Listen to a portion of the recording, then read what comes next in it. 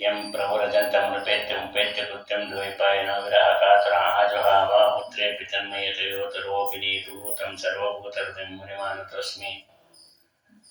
सोमेश्वराय सितभूतविकस्वराय प्रेमप्रवृजालविद्वासवराय तुम्बोलसत्पवनपातितवंशपदी माङ्गल्यहेतुसिद्धाय ॐ नमः शिवाय। विद्या सिद्धान्तदुद्धं तद्विद्धं समशिक्षणः जयतीर्थाख्यतननिर्भासतां नवदम्बरे अंजना सानिध्यात् विजयेन विलासितम् अजितद्रुं भजेऽहं विजयध्वजं कंसद्धं शिवदाम्बोजा संसत्त्वहं सवङ्गवः ब्रह्मण्यगुरुराजाख्योऽर्थतां मानसे तं वन्दे नृसिंहतीर्थनिलयं श्रीव्यासराजपूर्तं ध्यायन्तं मनसा सिंहचरणं श्रीपादराजं गुरुम् अत्तिकल्पितकल्पोऽयं प्रकृतिगजकेसरी व्यासतीर्थगुरुर्भूयादस्मृष्टार्थसिद्धये भक्तानां मानसाम्बोजा बालवे कामधेनुवे नमितां कल्पतरुवे जयेन्द्रगुरुवे नमः। तपो विद्या विरक्त्यादि सद्गुणोगाकरानं वादिराजगुं जयग्रीवदाश्रयान् प्रणमत्कामधेनुं च भजत्सर्वं श्रीभवबोधोत्पादा चिन्तामणिमुपास्महे।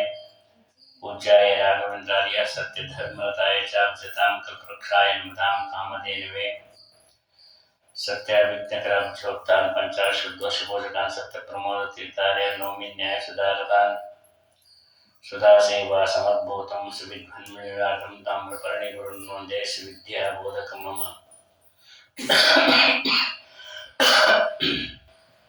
ॐ स्वस्यस्तवचेतां सन्मङ्गलानि भवन्तु। सम्यक् श्लोकैकश्रवणपठनमात्रेण वक्तच्च श्रोतॄणाम् निखिलकलिकतकल्मषापरमधर्माद्यखिलार्थसादरे भूते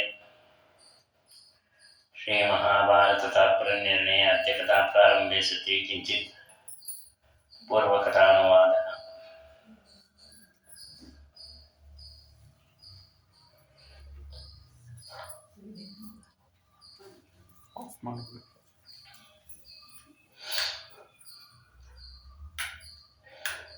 ಇವತ್ತು ವಿದ್ಯಾಶ್ರೀಷತೀರ್ಥರು ಬರ್ಲಿಕ್ಕೆ ಹೇಳಿದ್ರು. ನಾನು ಇಲ್ಲಿ ಪ್ರವಚನ ಒಪ್ಕೊಂಡಿದ್ದೀನಿ, ಆಗೋದಿಲ್ಲ. ವ್ಯಾಸರಾಜಮಠದ ಶ್ರೀಗಳು ಒಪ್ಕೊಂಡಿದ್ದೀನಿ, ಬರ್ಲಿಕ್ಕೆ ಆಗೋದಿಲ್ಲ ಅಂತಂದೆ. ಅದಕ್ಕೆ ಅವ್ರು ಒಂದು ಮಾತು ಹೇಳಿದ್ರು, ನೀ ಯಾವತ್ತು ಬೇಕಾದ್ರೂ ಮಹಾಭಾರತ ಹೇಳೋದು ತಪ್ಸು, ಆದರೆ ಅಮಾವಾಸ್ಯೆ, ಹುಣ್ಣಿಮೆ, ಶನಿವಾರದ ದಿವಸ ತಪ್ಪಿಸ್ಬೇಡ. ಅತ್ಯಂತ ಪುಣ್ಯ ಇದೆ. ಒಂದೇ ಒಂದು ಮಹಾಭಾರತದ ಒಂದೇ ಒಂದು ವಾಕ್ಯವನ್ನ ಕೇಳಿದ್ರೆ ಸಾಕು, ಶನಿವಾರ ದಿವಸ ಅತ್ಯಂತ ಪುಣ್ಯ. ಇಡೀ ಮಹಾಭಾರತ ಶ್ರವಣ ಮಾಡಿದ ಪುಣ್ಯ ಇದೆ. ಹಾಗಾಗಿ ನೀನು ನಾಳೆ ಪರವಾಗಿಲ್ಲ ಅಂತ ಹೇಳಿದ್ರು. ನಾನು ಇವತ್ತು ಬರಕ್ಕೆ ಆಗ್ತಿಲ್ಲ ಅಲ್ಲಿಗೆ ಹೋಗಿದ್ದಿದ್ರೆ. ಹಾಗಾಗಿ ನನಗೂ ಗೊತ್ತಿರಲಿಲ್ಲ, ಶನಿವಾರ ತಪ್ಪಿಸ್ಬಾರ್ದು ಅನ್ನೋ ವಿಚಾರ ನನಗೂ ಗೊತ್ತಿರಲಿಲ್ಲ. ಹಾಗಾಗಿ ಇವತ್ತು ಒಂದು ಗುರುಗಳ ಅಜ್ಞಾನುಸಾರ ಪ್ರವಚನ ಆಗ್ತಾ ಇದೆ ಅಂತಲೇ ಹೇಳಬೇಕು. ಅದೇ ನಾನು ರಾತ್ರಿನೇ ಹೊರಟೋಗ್ತೀನಿ, ಬೆಳಗ್ಗೆ ವಾಪಸ್ ಬಂದು. ಹಾಗಾಗಿ ಅವರ ಒಂದು ಆಜ್ಞಾನುಸಾರ ಇವತ್ತಿನ ಪ್ರವಚನಕ್ಕೆ ಅನುಜ್ಞೆ ಸಿಕ್ಕಿದೆ.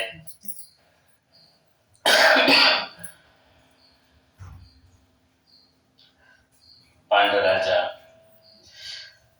ಮಕ್ಕಳೇ ಆಗಲಿಲ್ಲ ಅಂದರೆ ನನಗೆ ಗತಿ ಏನು, ನನಗೆ ದುರ್ಗತಿ ಆಗತ್ತಾ ಅಂತೆಲ್ಲ ವಿಚಾರವನ್ನು ಮಾಡ್ತಾ ಇದ್ದ. ಆಚಾರ್ಯರು ನಿರ್ಣಯನ ಕೊಡಲಿಕ್ಕೆ ಹೊರಟರು ಅಂತಂದರೆ, ಮೂಲ ಮಹಾಭಾರತದಲ್ಲಿ ಪಾಂಡುರಾಜ ತುಂಬ ಬೇಜಾಡ್ತಾ ಇರ್ತಾನೆ. ಮುಂದೆ ಏನು ಗತಿ, ಮಕ್ಕಳಾಗದಿದ್ರೆ ನಾನೇನಾದ್ರು ಸತ್ತೆ ಅಂತಂದರೆ ನನ್ನ ದುರ್ಗತಿಗಾಗಿ ಅಲ್ಲ, ನನ್ನ ಪಿತೃನಿಂದ ಮೋಚಕನಾಗೋದಿಲ್ವಲ್ಲ ಅಂಥೇಳಿ ಯೋಚನೆಯನ್ನು ಮಾಡ್ತಾನೆ. ಆಚಾರ್ಯರು ಅದರ ಬಗ್ಗೆ ವಿವರಣೆಯನ್ನು ಕೊಡ್ತಾ, ಪಾಂಡುರಾಜ ಮಕ್ಕಳನ್ನ ಬಯಸ್ತಾ, ಅವನಿಗೆ ಗೊತ್ತಿತ್ತು ದೊಡ್ಡ ಜ್ಞಾನಿ ಆದ್ರಿಂದ ಆ ಮಕ್ಕಳಿಂದ ಮುಂದೆ ಮಹಾಭಾರತ ಯುದ್ಧ ಆಗೋದಿದೆ ಅಂತೆಲ್ಲ. ಆದರೂ ಅವನಿಗೆ ಕೆಲವು ಮುಹೂರ್ತ ನಿಯಮ ಅಂತ ಇರುತ್ತೆ. ಅದಕ್ಕೆ ಮದುವೆಗಳಲ್ಲಿ, ಉಪನಯನದಲ್ಲೆಲ್ಲ ಹೇಳ್ತಾರೆ, ಏನಾದ್ರೂ ಆಗಲಿ ಮುಹೂರ್ತ ಮೇಲ್ಬೇಡಿ. ಯಾಕೆ ಆ ಮುಹೂರ್ತ ಅನ್ನೋದು ಒಂದು ದೇವತೆಯ ಹೆಸರೇ. ಆ ಮುಹೂರ್ತವನ್ನ ಮೀರಿದ್ವಿ ಅಂತಂದ್ರೆ ಆ ದೇವತೆ ಸಿಟ್ಟು ಮಾಡ್ಕೊಂಡು ಹೋದ್ಮೇಲೆ ನಮ್ಗೆ ಇನ್ನು ಒಳ್ಳೇದಿದ್ದಾಗತ್ತೆ. ಹಾಗಾಗಿ ಅದೇ ರೀತಿಯಲ್ಲಿ ದೇವರು ನನಗೆ ಒಂದು ನಿಯಮವನ್ನು ಹೇಳಿದ್ದ, ಆ ನಿಯಮ ಉಲ್ಲಂಘನೆ ಮಾಡಿಬಿಟ್ಟಿದ್ದೇನೋ ಅನ್ನೋ ಭಯಕ್ಕೆ ಅವನು ಆ ರೀತಿ ಬೇಜಾಡ್ತಾ ಇದ್ದ.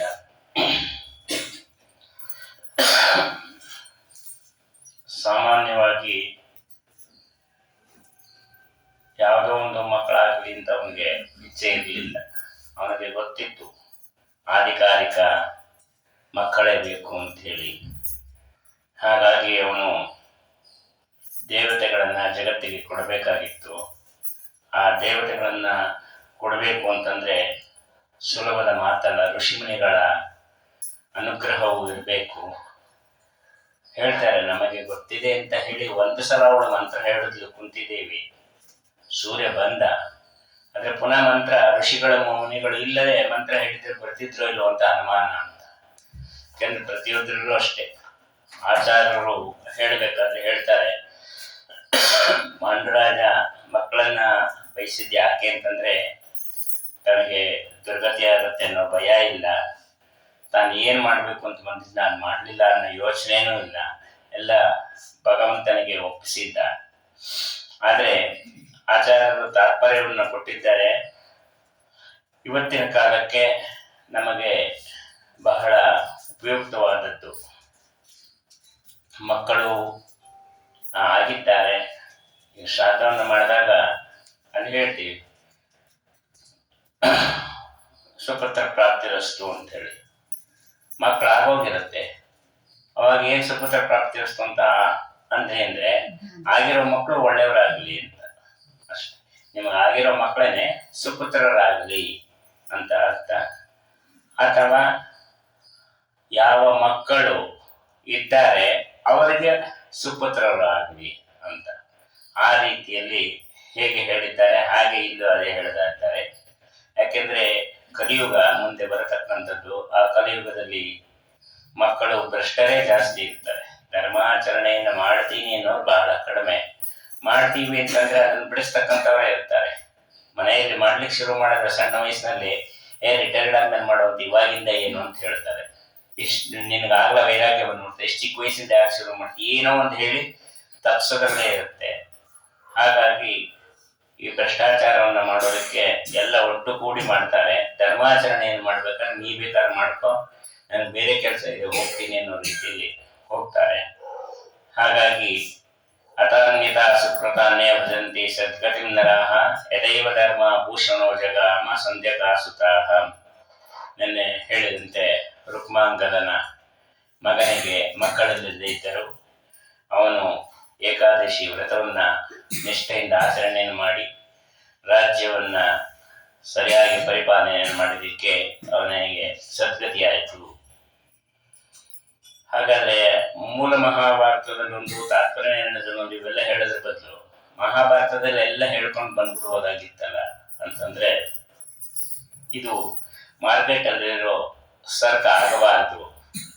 ಯಾರು ಗ್ರಂಥವನ್ನ ಓದ್ತೀವಿ ಅಂತ ಕೂತ್ಕೋತಾರೆ ಅವ್ರಿಗೆ ಮಾತ್ರ ಅರ್ಥ ಆಗ್ಬೇಕು ಅಂತ ಹೇಳಿ ಆಚಾರ್ಯರು ತಾತ್ಪರ್ಯ ಅಂತ ಬಂದು ಎಲ್ಲೆಲ್ಲಿ ನೀವು ರೋಡ್ ಹಂಪ್ಸ್ ಇದೆ, ಹಳ್ಳ ಇದೆ, ಯಾವ ಕಡೆಯಿಂದ ಹೋದ್ರೆ ನಿಮ್ಗೆ ಸರಿದಾರಿ ಸಿಗತ್ತೆ, ಎಲ್ಲೆಲ್ಲಿ ಬೋರ್ಡ್ಗಳು ಹಾಕಿದ್ದಾರೆ ಅದನ್ನೆಲ್ಲ ತೋರಿಸ್ಕೊಂಡು ಮುಂದೆ ಹೋಗೋದಕ್ಕೋಸ್ಕರ ತಾತ್ಪರ್ಯ ಅನ್ನತಕ್ಕಂಥ ಗ್ರಂಥವನ್ನ ಬರೆದಿದ್ದು. ಹಾಗಾಗಿ ಪಾಂಡುರಾಜ ಮಕ್ಕಳನ್ನ ಪಡೆಯುವ ತವಕ ಮಾಡ್ದ. ಅಲ್ಲಿ ಅವನು ಮಕ್ಕಳನ್ನ ಕೇಳಿದಾಗ ತದಾ ಕನಿಷ್ಠ ರಾಕ್ಷಸ ಇಂದ್ರಜಿನ್ಮುಖ ವಿಚಿತ್ರ ವೀರ್ಯ ನಂದನಂ ಪ್ರಿಯೋದರೇ ಹಿ ಗರ್ಭಾಹ. ಯಾವಾಗ ಪಾಂಡುರಾಜ ತನಗೆ ಮಕ್ಕಳು ಬೇಕು ಅಂತ ಬಯಸಿದನ ಅದೇ ಸಮಯದಲ್ಲಿ ಕಲಿ ಮೊದಲಾದವರೆಲ್ಲ ದುರ್ಯೋಧನ, ಇಂದ್ರಜಿತು ಇವರೇ ಮೊದಲಾದವರೆಲ್ಲರೂ ಸಹ ಧೃತರಾಷ್ಟ್ರನ ಪತ್ನಿಯ ಗರ್ಭದಲ್ಲಿ ಜನಿಸಬೇಕು ಅಂತ ಸಂಕಲ್ಪವನ್ನು ಮಾಡಿದ್ದಾರೆ. ಅವರು ಹುಟ್ಟಿದ್ದಾರೆ. ಪಾಂಡರಾಜ ಋಷಿ ಮುನಿಗಳ ಮಧ್ಯದಲ್ಲಿ ಹೋಗಿ ಹೇಳ್ದ, ನನಗಂತೂ ಕಿಂದಮ ಋಷಿಗಳ ಶಾಪ ಇದೆ, ನಾನು ನನ್ನ ಪತ್ನಿಯನ್ನ ಸ್ಪರ್ಶವೂ ಮಾಡೋ ಹಾಗಿಲ್ಲ, ಹಾಗಾಗಿ ನನಗೆ ಮಕ್ಕಳಾಗಬೇಕಾಗಿದೆ. ನೀವು ಅದಕ್ಕೆ ಏನಾದರೂ ಒಂದು ವ್ಯವಸ್ಥೆಯನ್ನು ಮಾಡಿಸಿ. ಅವರಂತೂ ಇಲ್ಲ ಆಗತ್ತೆ, ಯಾಕೆ ಇಷ್ಟೊಂದು ತಲೆ ಕೆಡಿಸ್ಕೊಳ್ಬೇಡ, ಅಧಿಕಾರಿಕ ದೇವತೆಗಳ ಅವತಾರ ಆಗಬೇಕು ಅಂದಾಗ ಅವಾಗ ಅವನಿಗೆ ಹೇಳ್ತಾರೆ, ನೀನು ಯೋಚನೆ ಮಾಡಬೇಡ, ನಾನು ಕುಂತಿ ಹತ್ರ ಮಾತಾಡ್ತೀವಿ ಅಂತ ಋಷಿಗಳೆಲ್ಲ ಹೇಳ್ತಾರೆ. ಆಗ ಪಾಂಡುರಾಜನಿಗೆ ಮಕ್ಕಳಾಗಬೇಕಂತಕ್ಕಂಥ ಸಮಯದಲ್ಲೇ ಈ ಕಡೆ ಗಾಂಧಾರಿಯು ಬಸ್ರಿ ಆಗಿದ್ದಳು, ಅವಳಿಗಿನ್ನ ಮಕ್ಕಳಾಗಿಲ್ಲ, ಬಸ್ರಿ ಆಗಿದ್ದಾಳೆ. ಆ ಸಮಯಕ್ಕೆ ನೀನು ಹೋಗಿ ಹೇಳು ಗಾಂಧಾರಿನ ಬಸ್ರಿ ಆಗಿದ್ದಾಳೆ ಅಂತ. ಅವಳು ಆಸೆ ಇರುತ್ತೆ, ಹೆಣ್ಣು ಮಕ್ಕಳಿಗೆ ಅಡಿಬೇಕು ಅನ್ನೋ ಆಸೆ ಇದ್ದೇ ಇರುತ್ತೆ ಪ್ರತಿಯೊಬ್ಬರಿಗೂ, ತಾನು ಬಸ್ರಿ ಆಗಬೇಕು ಅಂತ. ಹಾಗಾಗಿ ನೀನು ಹೋಗು ಹೇಳು. ಆಗ ಋಷಿಗಳನ್ನೆಲ್ಲ ಅವನೇ ಕೇಳ್ಕೊಳ್ತಾನೆ, ತಾವೇ ಅಪ್ಪಣೆಯನ್ನು ಕೊಡಿ ಅಂತೇಳಿ. ಆಗ ಋಷಿಗಳೆಲ್ಲ ಕುಂತಿಯನ್ನು ಕರೆದು ಹೇಳ್ತಾರೆ. ಆಗ ಕುಂತಿದೇವಿ ಹೇಳ್ತಾಳೆ, ನಾವೊಂದು ವಿಚಾರವನ್ನು ಹೇಳಬೇಕಾಗಿದೆ ನಿಮಗೆ. ನಾನು ಹಿಂದೆ ನನ್ನ ತವರ ಮನೆಯಲ್ಲಿದ್ದಾಗ ದೂರ್ವಾಸನ ಸೇವೆಯನ್ನು ಮಾಡಿದ್ದೆ. ಕೆಲವು ಮಂತ್ರಗಳ ಉಪದೇಶವನ್ನು ನನಗೆ ಮಾಡಿದ್ದಾರೆ. ಆ ಮಂತ್ರದ ಪ್ರತಿಪಾದ್ಯ ದೇವರನ್ನು ನಾನು ಆಹ್ವಾನ ಮಾಡಿದ್ರೆ ಅವರು ಬರ್ತಾರೆ. ಅವರ ಅನುಗ್ರಹದಿಂದ ನಾನು ಮಕ್ಕಳನ್ನು ಪಡೆಯಬಹುದು. ಮನುಷ್ಯರಿಗಿಂತ ದೇವತೆಗಳು ಉತ್ತಮ ಅಂತ ನನ್ನ ಯೋಚನೆ. ಹಾಗೆ ಮಾಡು ಅಂತ ಹೇಳಿದ್ರು. ಆಗ ಅವಳು ಪಾಂಡುರಾಜನ್ ಹೇಳ್ತಾನೆ, ಉತ್ತಮವಾದ ದೇವತೆಗಳನ್ನು ಕರೀಬೇಕು. ಯಾಕೆಂದರೆ ಎಂಥ ಮಕ್ಕಳು ಬೇಕು ಅಂತಂದರೆ ಯಾವುದಾದ್ರು ಮಕ್ಕಳನ್ನ ಪಡೀಲಿಕ್ಕೆ ಆಗೋದಿಲ್ಲ. ಮತ್ತು ಮಂತ್ರಪೂತವಾಗಿ ಪಡೆಯೋದು ಮಕ್ಕಳು. ಮಂತ್ರಪೂತವಾಗಿ ಮಕ್ಕಳನ್ನು ಪಡಿತೀವಿ ಅಂತಂದರೆ ಆ ದೇವತೆಗಳು ಬರಬೇಕು ಅಂದರೆ ಅವರವರ ಪತಿಯ ಸೇವೆಯನ್ನು ಅವರ ಪತ್ನಿಯೇ ಮಾಡಬೇಕು. ನಿಯತ ಪತಿ ಪತ್ನಿಯರೇ ಅವರು, ಬೇರೆ ಯಾರು ಬರೋ ಹೋಗಿಲ್ಲ. ಮತ್ತು ಈಗ ನಾನು ಕರಿತೀನಿ ಅಂದರೆ ನನಗಿಂತ ಕಾರ್ಯಕ್ರಮದಲ್ಲಿ ಚಿಕ್ಕವರು ಇರಬಾರ್ದು. ಚಿಕ್ಕವರ ಸೇವೆಯನ್ನು ನಾವು ಮಾಡೋ ಹಾಗಿಲ್ಲ, ದೊಡ್ಡ ದೇವತೆಗಳನ್ನೇ ಕರಿಬೇಕು. ಹಾಗಾಗಿ ಯಾರನ್ನು ಕರೆಯೋದು ಹೇಳ್ತಾಳೆ ಪಾಂಡುರಾಜನಿಗೆ, ನಿಮಗಿಂತ ಉತ್ತಮ ದೇವತೆಗಳನ್ನು ಪ್ರಾರ್ಥನೆ ಮಾಡಿದರೆ ದೋಷ ಇಲ್ಲ.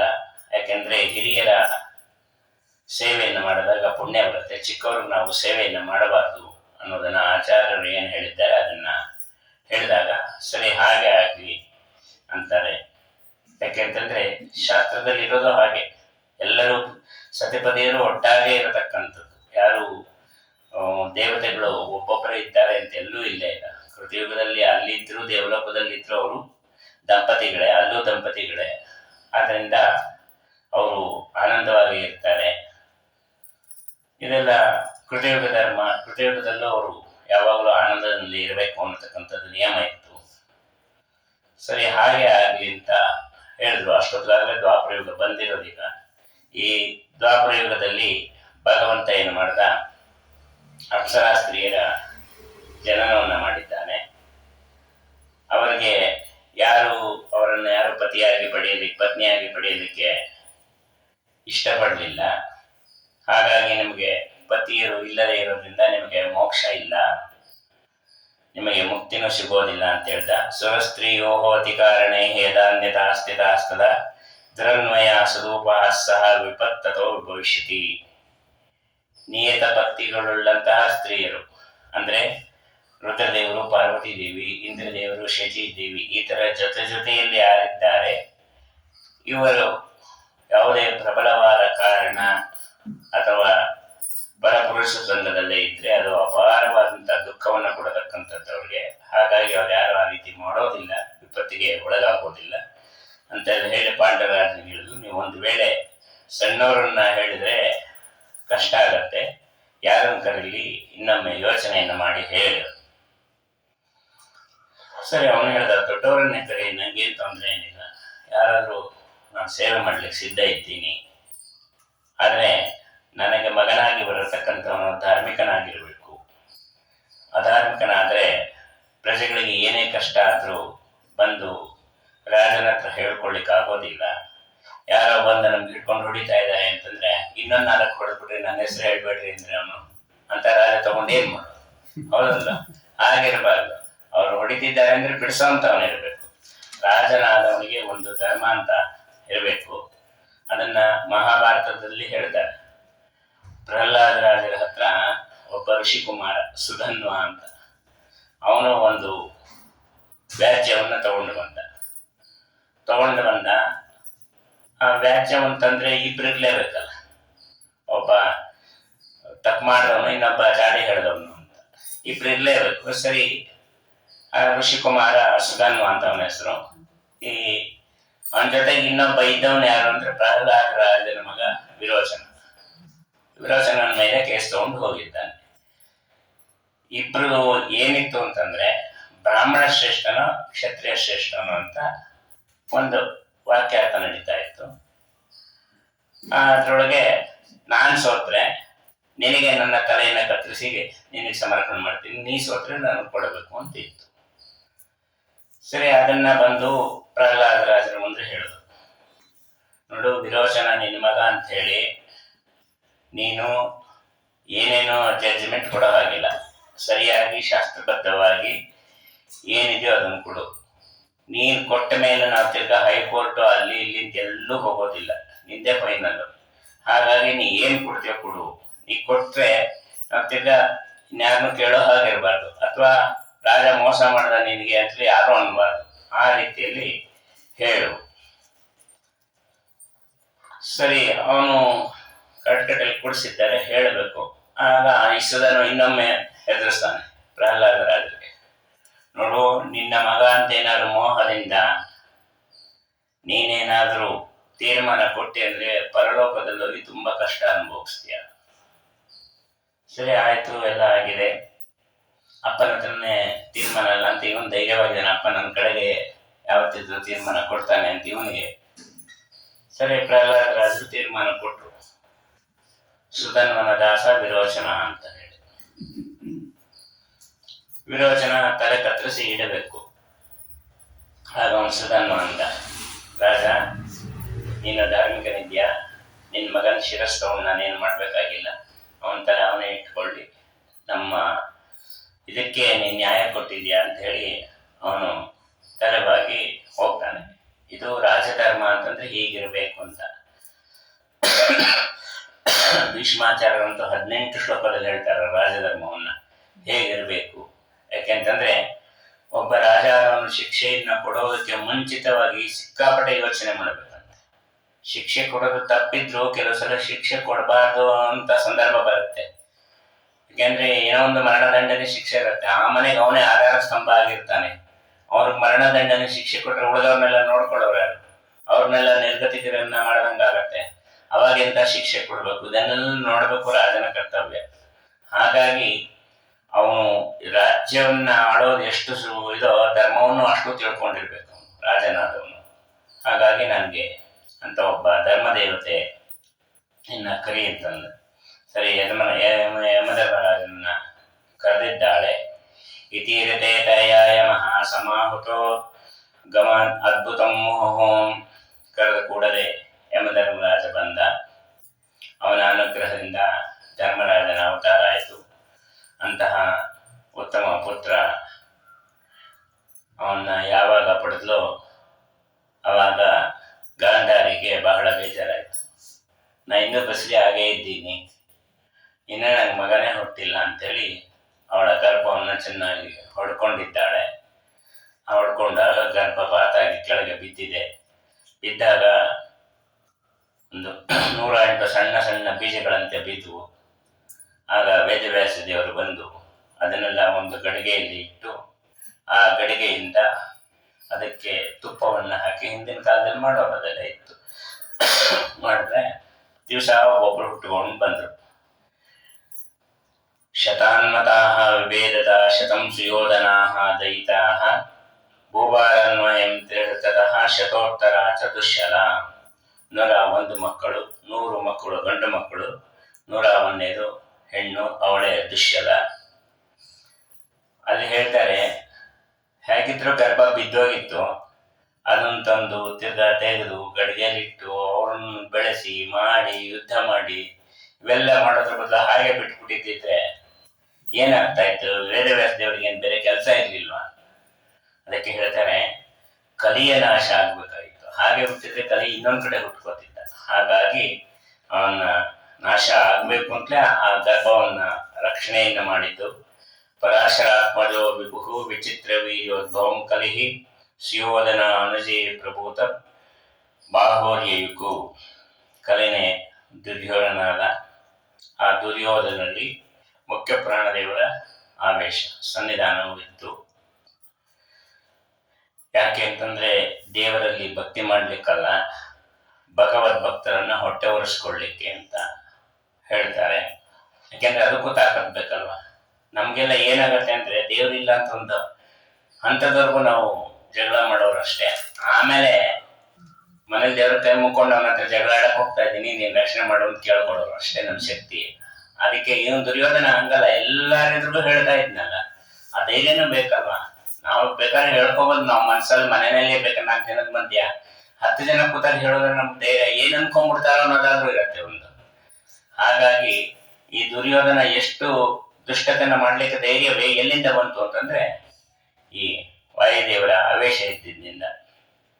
ಯಾಕೆಂದ್ರೆ ಅವನೇ ಸಾಮಾನ್ಯ ಅಲ್ಲ. ದೇವಸ್ಥಾನಗಳನ್ನೆಲ್ಲ ಹೊಡೆದ, ಯೋಗ್ಯರನ್ನೆಲ್ಲ ತಿರಸ್ಕಾರವನ್ನು ಮಾಡ್ದ. ಅದೆಲ್ಲ ನೋಡಿದ್ರೆ ಬಹಳ ಭಯನೂ ಆಗುತ್ತೆ. ಒಬ್ಬ ಬ್ರಾಹ್ಮಣನು ಬ್ರಹ್ಮಚಾರಿಯೋ ಅವನಿಗೊಂದು ಸ್ವಲ್ಪ ನೋವಾದ್ರೆ ನಾವೇನ್ ಮಾಡ್ತೀವಿ, ಏನ್ ಕಾದಿದೆಯೇನೋ ಅಂತ ಭಯ ಆಗುತ್ತೆ ನಮ್ಗೆ. ಅಂದ್ರೆ ದೇವಸ್ಥಾನದ ಮುಂದೆ ಹೋಗ್ತೀವಿ, ಅಕಸ್ಮಾತ್ ಏನು ಬೇಡ, ನೀವು ತಿರಸ್ಕಾರ ಮಾಡೋದು ಬೇಡ, ಏನು ಬೇಡ, ದೇವಸ್ಥಾನದ ಸಮಯ ಬೀಗ ಹಾಕ್ಬಿಟ್ಟಿದ್ರು, ಎಷ್ಟು ತಲೆ ಕೆಡಿಸ್ಕೊತೀವ್ರಿ. ಸ್ವಲ್ಪ ಮುಂಚೆ ಬರ್ಬೇಕಾಗಿತ್ತು.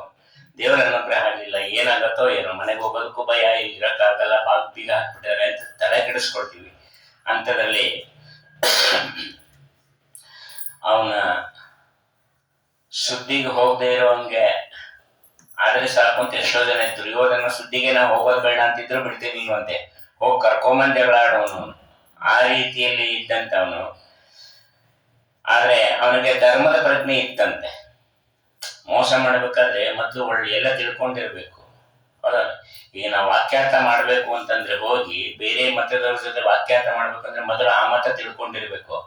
ನಮ್ಮ ಮತದಲ್ಲಿ ಏನ್ ಹೇಳಿದ್ದಾರೆ ತಿಳ್ಕೊಳ್ಬೇಕು. ಆಮೇಲೆ ನಿಮ್ ಮತದಲ್ಲಿ ಹಿಂಗೆ ಹೇಳಿದ್ದಾರೆ, ನಮ್ಮ ಮತದಲ್ಲಿ ಹಿಂಗೆ ಹೇಳಿದ್ದಾರೆ ಅಂತ ಹೇಳ್ಬೋದು. ಇಲ್ಲಾಂದ್ರೆ ಹೆಂಗ್ ವಾಕ್ಯಾರ್ಥ ಮಾಡಕ್ಕಾಗತ್ತೆ. ಹಂಗಾಗಿ ಅವ್ನ ಧರ್ಮ ಪೂರ್ತಿ ತಿಳ್ಕೊಂಡಿದ್ದಂತೆ. ಸಂಪೂರ್ಣ ಧರ್ಮ ಏನು ಅಂತ ಗೊತ್ತಿತ್ತು ಅವ್ನಿಗೆ. ಗೊತ್ತಿದ್ದು ಧರ್ಮಕ್ಕೆ ವಿರುದ್ಧ ಎಲ್ಲೆಲ್ಲಿ ಮಾಡಬಹುದು ಅಂತ ನೋಡಿ ನೋಡಿ ಮಾಡ್ತಾ ಇದ್ದ ಅಂತ ಹೇಳ್ತಾರೆ. ಹೀಗೆ ಮಾಡಿದ್ದು. ಮತ್ತು ರಾಮದೇವರನ್ನ ನಿಂದನೆ, ಕೃಷ್ಣನನ್ನ ನಿಂದನೆ ಮಾಡಿದ, ಬ್ರಾಹ್ಮಣರನ್ನ ನಿಂದನೆ ಮಾಡಬೇಕು ಅಂತಂದ್ರೆ ಅದಕ್ಕೂ ಒಂದು ದೊಡ್ಡ ಯೋಗ್ಯತೆ ಇರಬೇಕು. ಸುಮ್ಮನೆ ಎಲ್ಲರೂ ಮಾಡ್ಲಿಕ್ಕೆ ಆಗೋದಿಲ್ಲ. ಮತ್ತೆ ಯಾರ್ದು ಭಯ ಇಲ್ಲದೆ ಎಲ್ಲರನ್ನು ಬೈಯೋದಿದೆ ನೋಡ್ರಿ, ಅದು ಸ್ವಲ್ಪ ಕಷ್ಟದ ಕೆಲಸ ಇರುತ್ತೆ. ಕೆಲವರು ಹೇಳ್ತಿರ್ತಾರೆ, ಅಯ್ಯೋ ಅವ್ರು ಯಾರು ಬಂದಿದ್ದಾರೆ ಸುಮ್ಮನೆ, ಅಯ್ಯೋ ನನ್ಗೇನು ಭಯ, ನಾನ್ ಪಾಡಿಗೆ ನಾನು ಬೈತಾ ಇರ್ತೀನಿ ಅಂತಾರೆ. ಅವ್ರ ಎದುರು ಬಂದು ನಿಂತು ಅಂದ್ರೆ ಇವ್ರು ಸುಮ್ಮನಾಗಿ ಹೋಗ್ತಾರೆ. ಹಾಗಲ್ಲ ದುರ್ಯೋಧನ, ಹೌದಲ್ಲ. ಆ ರೀತಿಯಲ್ಲೆಲ್ಲ ಮಾಡ್ತಾ ಇದ್ದ. ಅದಲ್ಲದೆ ಸ್ವಯಂ ಎದುರಿಗೆ ಇದ್ದ ಕೃಷ್ಣನನ್ನ ನೇರವಾಗಿ ದ್ವೇಷವನ್ನ ಮಾಡ್ತಾ ಇದ್ದ. ಇಡೀ ಪ್ರಪಂಚ ಕೃಷ್ಣನನ್ನ ಆರಾಧನೆ ಮಾಡಿದ್ರೆ ಅವನು ದ್ವೇಷವನ್ನ ಮಾಡ್ತಾ ಇದ್ದ. ಮತ್ತೆ ವೇದವ್ಯಾಸ ದೇವರಿದ್ದಾಗಲೂ ಅವನು ದ್ವೇಷವನ್ನು ಮಾಡ್ತಾ ಇದ್ದ. ಯಮಧರ್ಮದ ಅವತಾರ ಅಂತ ಬಿದುರನನ್ನ, ಅವನದೇ ಅವತಾರ ಆದ್ರೂ ಬಿದುರನನ್ನು ಅವನು ದ್ವೇಷವನ್ನ ಮಾಡ್ತಾ ಇದ್ದ. ಹೀಗೆ ದೇಶವನ್ನ ಮಾಡ್ಲಿಕ್ಕೂ ನಿನಗೆ ತಾಕತ್ ಬೇಕಲ್ಲ, ಅದಕ್ಕೋಸ್ಕರವಾಗಿ ವಾಯುದೇವರು ನಾನು ನಿನ್ನಲ್ಲಿ ನಿಂತು ನಿನಗೆ ತಾಕತ್ ಕೊಡ್ತೇನೆ ಅಂತ. ಪ್ರಹ್ಲಾದ ರಾಜರಲ್ಲಿ ಕೂತಿದ್ದರಿಂದ ಸಾಧನೆ ಆಯಿತು. ಯಾವುದು? ಪುಣ್ಯ ಸಾಧನೆ ಆಯಿತು. ದುರ್ಯೋಧನರಲ್ಲಿ ಕೂತಿದ್ದರಿಂದ ಪಾಪ ಸಾಧನೆ ಆಯಿತು. ಹೀಗೆ ಅವನು ಇದ್ದು ನಮಗೆ ಇವತ್ತು ಏನೋ ದೇವ್ರ ಪೂಜೆ ಮಾಡಿದ್ರೆ ಸುಸ್ತಾಗ್ಬೋದು, ಅದು ಇದು ಮಾಡಿದ್ರೆ ಸುಸ್ತಾಗತ್ತೆ ಅಂತಂದ್ರೆ ನೀನು ಜಾಗಿಂಗ್ ಮಾಡಿದ್ರು ಸುಸ್ತಾಗತ್ತೆ. ಕೊನೆಗೇನಿಲ್ಲ, ಕೂತ್ಕೊಂಡು 10 ನಿಮಿಷ ಯಾರು ಬೈದ್ರು ಸುಸ್ತಾಗತ್ತೆ, ಹೌದಲ್ಲ. ಎಲ್ಲಾ ರೀತಿಯಲ್ಲೂ ಸುಸ್ತಾಗತ್ತೆ. ಆ ಸುಸ್ತಾಗಬಾರ್ದು ಅಂತಂದ್ರೆ ಏನು ಮಾಡಬೇಕು? ಭಗವದ್ ಧ್ಯಾನವನ್ನು ಮಾಡಬೇಕು. ಅವಾಗ ನಮಗೆ ಸುಸ್ತಾಗೋದಿಲ್ಲ. ಅದು ಬಿಟ್ಟು ಬಾಕಿ ಏನೇ ಮಾಡಿದ್ರು ಸುಸ್ತಾಗತ್ತೆ. ಅದಕ್ಕೆ ಏನ್ ಮಾಡಿದ್ರೆ, ನೀನು ಪಾಪ ಮಾಡ್ತೀಯೋ ಪುಣ್ಯ ಮಾಡ್ತೀಯೋ, ನಿನ್ನಲ್ಲಿರ್ತಕ್ಕಂಥ ವಾಯುದೇವರನ್ನ ನೀನು ಹೇಗೆ ಉಪಯೋಗಿಸ್ಕೊತೀಯ ಹಾಗೆ ಫಲವನ್ನ ಕೊಡ್ತಾರೆ.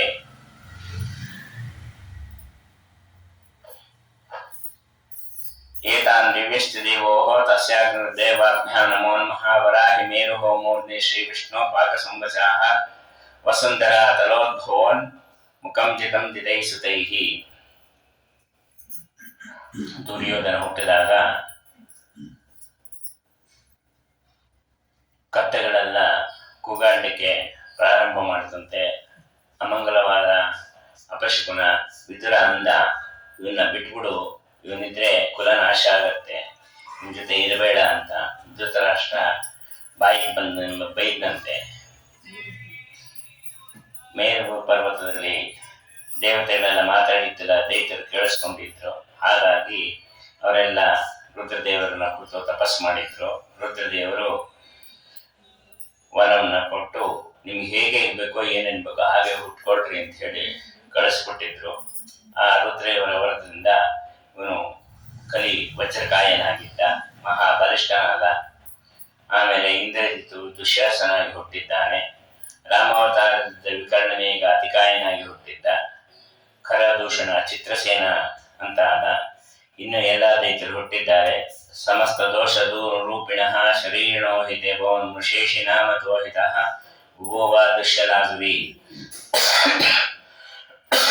ಈ ರಾಕ್ಷಸರೆಲ್ಲರೂ ಸಮಸ್ತ ದೋಷಗಳಿಂದ ಕೂಡಿದ್ರು. ರಾಕ್ಷಸರಲ್ಲಿ ಇದ್ದ ಹೆಣ್ಣಿನ ಹೆಸರು ಅಂತಂದ್ರೆ ಮೃಷ ಅಂತ. ಆ ಮೃಷ ಅಂತಂದ್ರೆ ಸುಳ್ಳು ಅಂತ ಅರ್ಥ, ಮಿಥ್ಯ. ಆ ಮಿಥ್ಯ ಅನ್ನತಕ್ಕಂತಹ ಹೆಸರಿಂದ ವೇಷಧಾರಿಯಾಗಿ ದುಶ್ಯಲ ಹುಟ್ಟಿದ್ದಾಳೆ. ಅವಳು ಹುಟ್ಟಿದ ನಂತರ ಅದೇ ಸಮಯದಲ್ಲಿ ಸೈಂಧವ ಹುಟ್ಟಿದ್ದಾನೆ. ನಿವೃತ್ತಿಯ ತಮ್ಮದಾದ ನಿವೃತ್ತ ನಾಸ್ತಿಕ್ಯ ಪ್ರಾಣನಿಂದ ಅವನ ಅವತಾರ ಆಗಿ ಯೂತ್ಸವಾಗಿ ಅವನ ಅವತಾರವನ್ನು ಮಾಡಿದ್ದಾನೆ. ನಿವೃತ್ತಿ ಪಾಂಡವರ ಪಕ್ಷದಲ್ಲಿ ಘಟೋತ್ಕಚನಾಗಿ ಬಂದಿದ್ದಾನೆ. ಧೃತರಾಷ್ಟ್ರನಿಗೆ ವೈಶ್ಯಕನ್ಯೆಯಲ್ಲಿ ಹುಟ್ಟಿದವನೇ ಯೂತ್ಸು. ಇವನು ಬಂದು ಭೀಮಸೇನ ದೇವರಿಗೆ ಹೇಳ್ತಾನೆ, ಬೇಡ, ಉಂಡೆಯನ್ನ ತಿನ್ಬೇಡ, ವಿಷ ಹಾಕಿದ್ದಾರೆ. ಭೀಮಸೇನ ದೇವರು ಕೇಳ್ತಾರೆ, ಉಂಡೆ ಮಧ್ಯೆ ವಿಷ ಇದೆಯಾ, ವಿಷದಲ್ಲೇ ಉಂಡೆ ಇದೆಯಾ? ಇಲ್ಲ, ಉಂಡೆ ಮಧ್ಯೆ ವಿಷ ಹಾಕಿದ್ದಾರೆ, ನಾ ವಿಷದ ಉಂಡೆನೇ ತಿಂದರೆ ನನಗೇನಾಗೋದಿಲ್ಲ ಅಂತ ಹೇಳಿ ಆ ವಿಷವನ್ನ ಉಂಡುತ್ತಾರೆ. ಆಗ ಅವ್ರಿಗೆ ಏನು ಆಗೋದಿಲ್ಲ. ಅದಕ್ಕೆ ಅವನು ಕೇಳ್ತಾನೆ, ಏನಾಯ್ತು ಹಂಗಾರೆ ವಿಷ ಇಲ್ಲ ಅಂತ?